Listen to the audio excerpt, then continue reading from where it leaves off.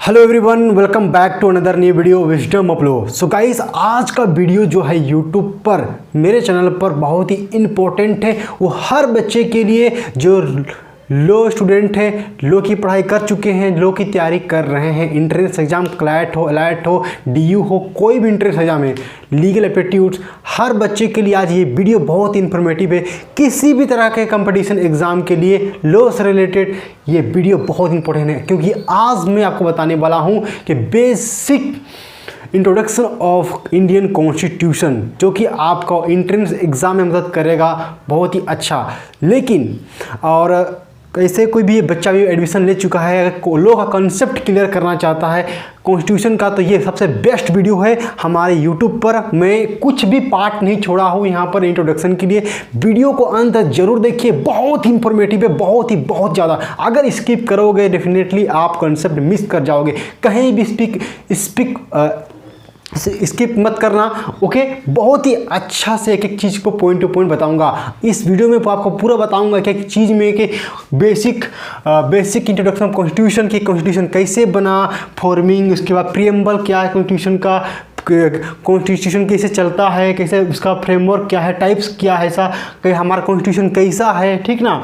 उसके बाद केस लो बताऊंगा, ऐसा बहुत सारी चीज़ें जो हैं, और उसका थोड़ा सा हिस्ट्री भी हल्का सा बताऊंगा शॉर्ट में ऐसा। तो चलिए वीडियो को शुरू करते हैं। वीडियो को शुरू करने से पहले गाइस आपसे रिक्वेस्ट है, प्लीज़ हमारे चैनल को सब्सक्राइब कर लीजिए, बेल आइकन को दबा दीजिए और ऑल की नोटिफिकेशन पे क्लिक कर दीजिए, ताकि कोई भी वीडियो बनाऊँ सबसे पहले आपको नोटिफिकेशन मिले। स्टूडेंट सब्सक्राइब करना मत भूलिएगा, यही मेरा मेहनत है, आपका लाइक मेरा मेहनत है, ओके। चलिए शुरू करते हैं। हमारा जो देखिए इंडियन कॉन्स्टिट्यूशन गाइस क्या है, सबसे पहले जानिए वो एक बुक है। किसी भी एक कंट्री को, चाहे हमारे वर्ल्ड में किसी भी कंट्री को चलाने के लिए कोई रूल रेगुलेशन बहुत ही होना बहुत ज़रूरी है।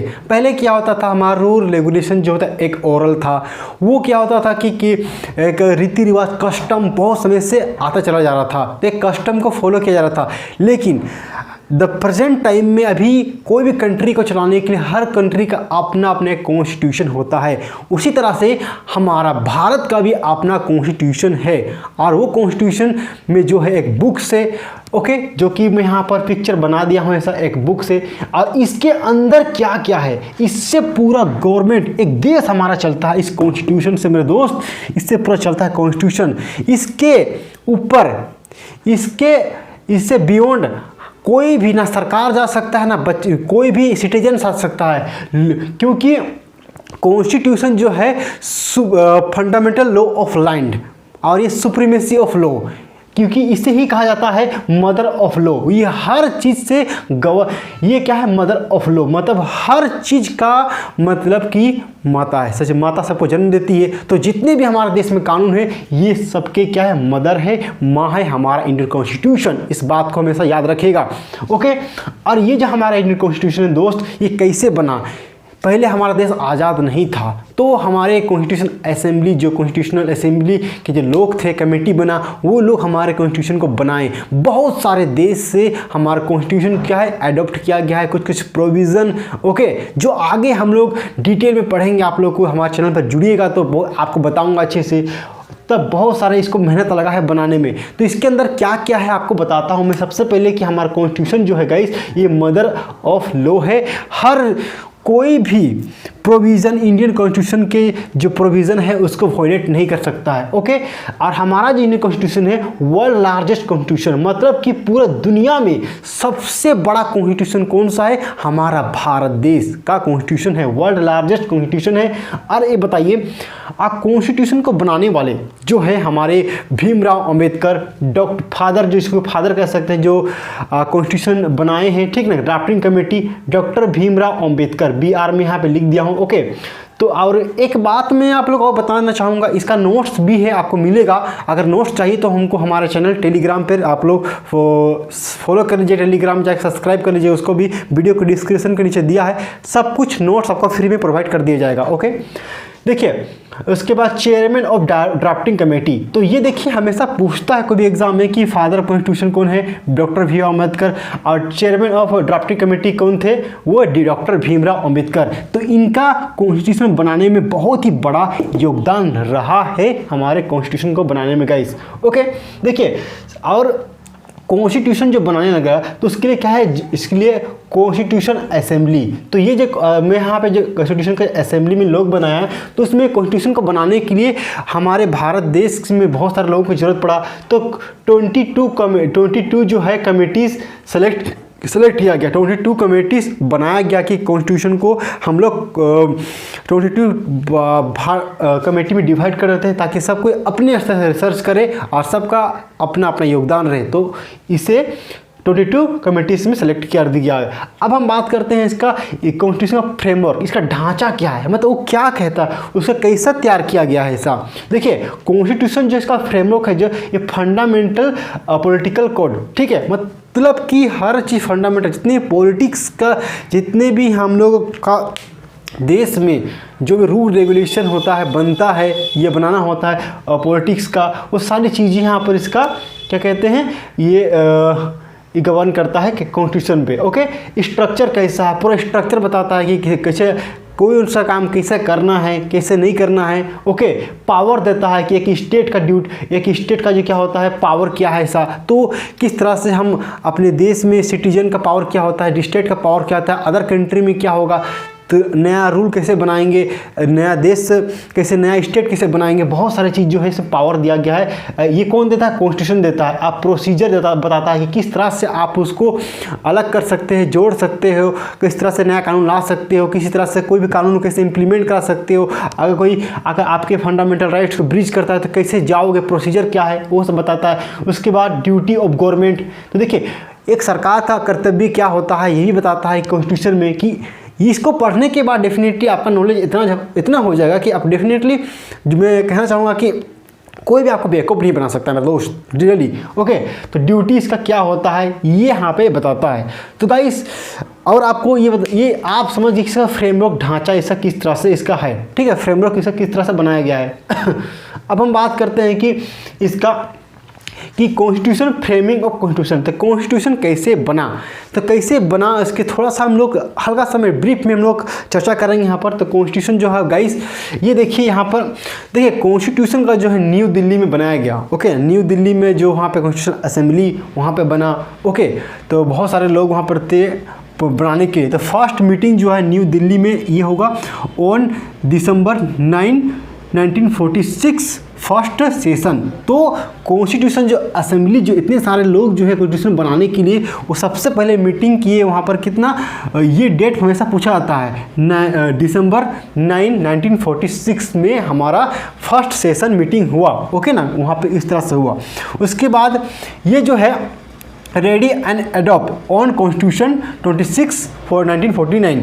देखिए हमारा कॉन्स्टिट्यूशन बनने के बाद जो होता है रेडी कब हुआ, रेडी हुआ क्या, 26 नवंबर 1949 को। यह डेट हमेशा पूछा जाता है। जो हम कॉन्स्टिट्यूशन डे बनाते हैं, जो कि आने वाला है, जो अभी नवंबर चल रहा है, 26 नवंबर को कॉन्स्टिट्यूशन डे मनाया जाता है। तो इसी दिन हमारा कॉन्स्टिट्यूशन क्या था, रेडी हो गया था, बन के तैयार हो गया था, और उसे एडॉप्ट भी क्या क्या था, कर लिया गया था, स्वीकार भी उसे कर लिया गया था। ओके, उसके बाद 26 जन 1945 कमिटमेंट। तो हमारा जो है कॉन्स्टिट्यूशन जो है संविधान है वो लागू कब हुआ, देखिए एडॉप्ट तो हो गया था, लेकिन इसको पूरे भारतवासी के लोगों के लिए लागू कब किया, वो कानून कब से लागू हुआ, 26 जनवरी को, जो कि हम लोग गणतंत्र दिवस के रूप में, रिपब्लिक डे के रूप में मनाते हैं। तो ये 26 जनवरी को हमारा इंडियन कॉन्स्टिट्यूशन क्या हुआ, कमिटमेंट हुआ, लागू हुआ। ओरिजिनली जो समय जब हमारा कॉन्स्टिट्यूशन बना था उस समय कितने आर्टिकल थे, कितने शेड्यूल थे, कितने पार्ट्स थे, तो ओरिजिनली उस समय 95 आर्टिकल्स थे गाइस। उसके बाद डिवाइडेड जो थे इंटू 22 पार्ट्स में डिवाइडेड थे, एंड उसके बाद 8 शेड्यूल था, उसमें 8 शेड्यूल था जिस समय हमारा कॉन्स्टिट्यूशन बना था उसमें। आप अभी तक अभी कमेंट में आप लोग बताइए कि अभी करंटली में कितना आर्टिकल है, कितना शेड्यूल है, कितना पार्ट्स है, अभी तक बता दीजिए। मैं लास्ट में वीडियो को एंड तक तो बता ही दूंगा, लेकिन अभी आप लोग कमेंट कर लीजिए। ओके, उसके बाद अब ये कॉन्स्टिट्यूशन को बनाने में कितना समय लगा, ये भी क्वेश्चन हमेशा पूछा जाता है। तो वो समय लेता है कितना, टुक टाइम, ठीक ना, जो 2 years 11 month 18 days, 2 साल 11 महीना 18 दिन हमारे कॉन्स्टिट्यूशन को बनाने में समय लगा गाइस। तो ये हमेशा याद रखिएगा, बनाने में समय लगा। और नेशनल एंथम जो हम लोग गाते हैं जन गण मन, ओके, वो जो लास्ट एडॉप्ट जो किया गया था है 24 जैन 1950 को ये हमारा भारत का जो है नेशनल एंथम जन गण मन, ठीक, राष्ट्रगान जो है वो एडॉप्ट किया गया था 26 जैन को। तो ये भी आप लोग याद रखिएगा, एग्जाम में हमेशा पूछता ही है। ओके, तो मैं आपको बेसिक इंट्रोडक्शन दे रहा हूँ, ये सब बेसिक है। उसके बाद करंटली, ठीक ना, करंटली अभी कितना आर्टिकल पार्ट से मैं लास्ट में बताऊंगा। ओके आपको, चलिए आप हम बताते हैं कि देखिए कोई भी कॉन्स्टिट्यूशन होता है, कोई भी एक्ट होता है, उसका अपना एक प्रियम्बल होता है। प्रियम्बल कहने का मतलब क्या है गाइस, कि वो उसका ऑब्जेक्टिव क्या है, उसके अंदर मुझे क्या क्या मिलेगा। ओके ना, तो उसका उद्देश्य क्या है बनाने का। तो प्रियम्बल सबसे मोस्ट इंपॉर्टेंट हमेशा पूछा जाता है क्वेश्चन से। प्रियम्बल अभी मैं आपको हल्का सा ब्रीफ बताता हूँ। प्रियम्बल जो है गाइस, जो an introduction statement of Indian constitution, जो प्रियम्बल हमें ये बताता है कि इंट्रोडक्शन बताता है कि इंडियन कॉन्स्टिट्यूशन का, कि इसे क्यों तैयार किया गया, इसका उद्देश्य क्या है, ये किस पर काम करेगा, इसके अंदर क्या क्या शामिल है, उसका इंट्रोडक्शन बताता है प्रियम्बल। उसके बाद explain the document philosophy and object, इसका फिलोसफी क्या है इसका। ओके, और इसका ऑब्जेक्ट क्या है, फिलोसफी एंड ऑब्जेक्ट इसका क्या है। इसका कहने का मतलब ये है कि इसको किस उद्देश्य से बनाया गया है, ये कैसे काम करता है ऐसा। ओके, किन किन चीज़ों को बात करता है। तो ये फिलोसफी एंड ऑब्जेक्ट की बात ये किस में होता है, ये प्रियम्बल हमें बताता है। और ये जो प्रियम्बल जो है गाइस, ये क्या हुआ था, हमारे कॉन्स्टिट्यूशन असेंबली जो संविधान बन रहा था उस समय 22 जैन 1947 को ये एडॉप्ट कर लिया गया था। कब, जब कॉन्स्टिट्यूशन जो असेंबली जो है, कॉन्स्टिट्यूशनल असेंबली जो है वो एडॉप्ट किए थे इनको। कब, ओके, 22 जैन 1947। इसको इस सब डेट को याद रखिएगा, बहुत इंपॉर्टेंट है। उसके बाद taken from the constitution of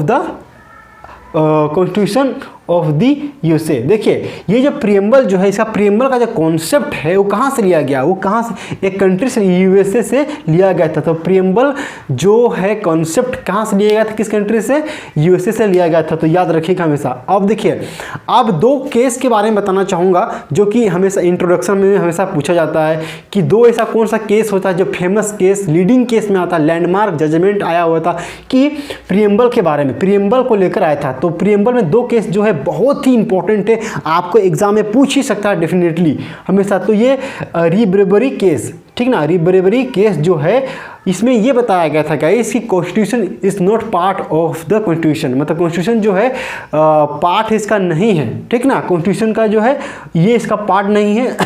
क्या इसका प्रियम्बल कॉन्स्टिट्यूशन का पार्ट नहीं है, इसमें ये बताया गया था। इस केस में कौन सा केस था, ये री-ब्रेवरी केस। इस केस को याद रखिएगा।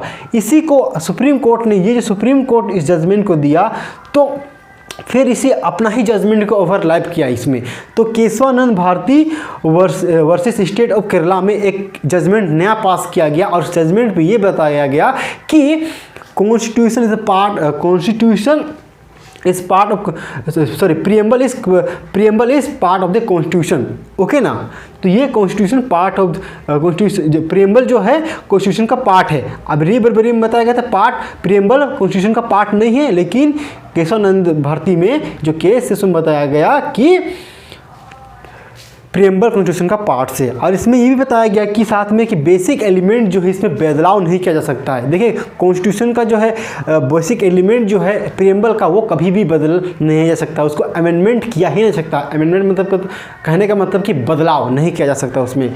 ये हो गया। इसके बाद देखिए हमारा उसके बाद ये कंप्लीट हो गया प्रीएम्बल के बारे में आपको बता दिए। ओके, अब बात करते हैं कि टाइप्स ऑफ गवर्नमेंट, कि हम इसके कॉन्स्टिट्यूशन का जो बुक्स है उसमें टाइप्स ऑफ हमारा इंडिया कैसा गवर्नमेंट है, किस तरह का सरकार है हमारा, ठीक ना। तो हमारा जो इंडिया जो है गाइस, ये आपको बताना चाहेंगे, ये दो तरह का होता है। इसका प्रेसिडेंटरी सिस्टम होता है, एक पार्लियामेंट्री सिस्टम होता है।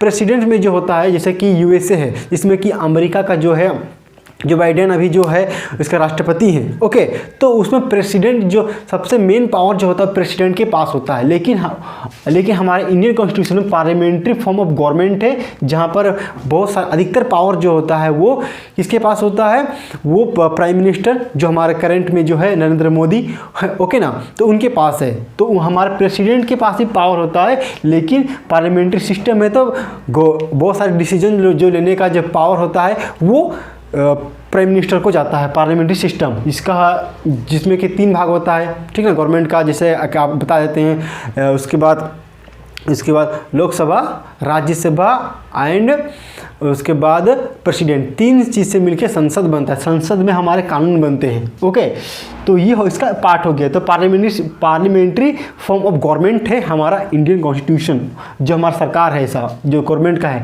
तो अब हम बात करें टाइप्स ऑफ गवर्नमेंट। तो देखिए 2 तरह का गवर्नमेंट होता है किसी भी देश में 2 तरह का गवर्नमेंट होता है। पहला जो गवर्नमेंट होता है यूनिटरी एंड फेडरल। तो हमारा जो इंडिया जो है वो दोनों है, ठीक है ना। कभी कभी इसके यूनिटरी कहने का मतलब क्या है, फेडरल कहने का मतलब क्या है, ये बहुत इंपॉर्टेंट कंसेप्ट है, टॉपिक है, जो बहुत बच्चे कंफ्यूज हो जाते हैं। तो आपको मैं आसान भाषा में क्लियर कर देता हूँ भाई। देखो वीडियो देखो अभी। देखिए यूनिटरी कहने का मतलब, देखिए यूनिटरी मतलब कि जो होता है ऐसा national government and state government. तो सबसे नेशनल गवर्नमेंट जैसे कि हमारा राज्य सरकार नेशनल हो गया, जैसे कि सेंट्रल गवर्नमेंट, और स्टेट हो गया जैसे राज्य सरकार। तो यहाँ पे जो पावर ऑफ सेंट्रलाइज जो अथॉरिटी होता है, यहाँ पे सेंटर के पास जो होता है, मतलब सेंट्रल गवर्नमेंट के पास ज़्यादा पावर होता है यूनिटरी सिस्टम में। ओके ना जैसे कि यूएसए में है एग्जाम्पल के लिए। ओके, और फेडरल कहने का मतलब इसे पीपल। तो यहाँ जो पावर जो होता अधिकतर होता है पीपल के पास होता है यहाँ पर। ओके ना।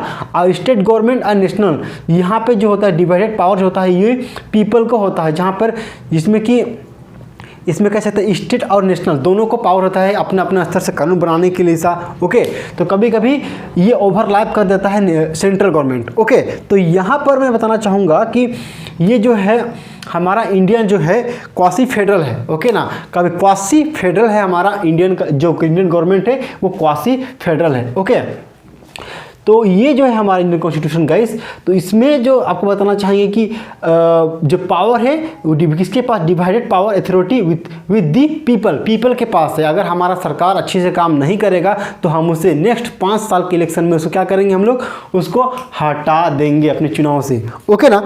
तो देखिए यहाँ पे कुछ बात है जो हमारा आपको हल्का सा बता देते हैं। ऐसा हमारा इंडियन कॉन्स्टिट्यूशन जो है, ठीक ना, वो है स्पेशल लीगल सेंटिसिटी, एक पवित्र क्या है बुक्स है, ठीक ना, जिसमें कि हमारे किसी भी देश को चलाने के लिए कैसे सिस्टम काम करता है इसके बारे में बताता है। ओके, उसके बाद है कॉन्स्टिट्यूशन इज द सुप्रीम और फंडामेंटल लॉ ऑफ लैंड। तो हमारा कॉन्स्टिट्यूशन जो है ये सुप्रीम है और फंडामेंटल लॉ ऑफ लैंड है। तो इस कॉन्स्टिट्यूशन से बड़ा कोई नहीं, सब बड़ा है ये कॉन्स्टिट्यूशन है हमारा। ओके, उसके बाद जैसे आपको मुझे एक चीज़ बताना था और भी सारा, ठीक। कॉन्स्टिट्यूशन जब फॉर्मिंग हो रहा था इसमें से 29 अगस्त 1947 जो था drafting committee was formed under the chairman of doctor Bhimrao Ambedkar. तो ये एक डेट्स और आप लोग यहाँ पे बता दे रहा हूँ, ऐसा कौन सा डेट है यहाँ पे 29, ठीक है, 29 अगस्त है ऐसा, ठीक ना, 29 अगस्त है ये 1947 को। 1947 क्या है, ड्राफ्टिंग कमेटी का इसे वॉच फॉर ड्राफ्टिंग कमेटी बनाया गया था। तो ये क्वेश्चन पूछ सकता है, तो इसको आप लोग ध्यान में देखिएगा। और इसे ओके, और जो प्रोविज़न जो है हमारे इंडियन कॉन्स्टिट्यूशन में, जो हम जितने भी हमारा प्रोविज़न है इंडियन कॉन्स्टिट्यूशन में बात करता है, जैसे कि रिलेटिंग टू सिटीजन, हमारा जो सिटीजन से बात करता है, इलेक्शन की बात करता है, और प्रोविजनल पार्लियामेंट के बारे में, टेम्प्रोरी प्रोविज़न के बारे में बात करता है ऐसा ओके। तो बहुत सारे ऐसे रेमेडीज है हमारे इंडियन कॉन्स्टिट्यूशन पे जो आपको बताता है ऐसा। ओके, और हमारा इंडियन कॉन्स्टिट्यूशन रिटन कॉन्स्टिट्यूशन है, क्या है, वर्ल्ड लार्जेस्ट रिटन, ये लिखा हुआ है। जैसे कि हम ब्रिटेन का देखेंगे कि उसका कॉन्स्टिट्यूशन तो लिखा नहीं है, वो ओरल है। सो गाइस इतनी सारी चीज़ें मैं इस वीडियो में कवर किया, इतना मतलब डिटेल में आपको एक एक चीज़ बताया, अच्छे से एक्सप्लेन किया अपने ओन लैंग्वेज में। मैं कोशिश किया कि आसान भाषा में बताऊं ताकि आप समझ पाओ। ओके, ये वीडियो देखने के बाद डेफिनेटली आपका बहुत सारा कंसेप्ट जो लॉ से रिलेटेड, जो कॉन्स्टिट्यूशन से बेसिक जो कॉन्स्टिट्यूशन है वो क्लियर हो गया होगा। गाइस अगर इस वीडियो को देखने के बाद किसी तरह का डाउट्स होगा, अगर आप लोग और किस तरह का डिमांड चाहते हैं, वीडियोस चाहते हो, तो डेफिनेटली वीडियो डिमांड करिए, कमेंट्स में लिखिएगा, मैं आपके लिए वीडियोस बना दूंगा। वीडियो कैसा लगा वीडियो में कमेंट करके जरूर बताइएगा। ओके, ताकि मैं और भी मोटिवेट हो जाऊं। चैनल को सब्सक्राइब भी कर लीजिएगा ताकि कोई भी वीडियो बनाऊंगा सबसे पहले आपको नोटिफिकेशन मिलेगा। लाइक भी कर लीजिएगा ऐसा। ओके, टेलीग्राम चैनल को ज्वाइन भी कर लीजिएगा, नीचे डिस्क्रिप्शन पर लिंक है। ओके, और जैसे भी है हम लोग तैयारी करेंगे क्लैट का एंट्रेंस एग्जाम के बारे में, फिर से तैयारी कराऊंगा आप लोगों को। अभी एग्ज़ाम आप लोगों का आने वाला है, तो प्लीज़ अगर वीडियो पसंद आए तो लाइक कर दीजिएगा, चैनल सब्सक्राइब कर लीजिएगा। ओके, चलिए गाइस, वीडियो पसंद आया तो लाइक और चैनल को सब्सक्राइब करें मत भूलिएगा। जय हिंद, जय भारत। मिलते हैं नेक्स्ट वीडियो में। जुड़े रहे हमारे चैनल विजडम उपलोग के साथ। धन्यवाद।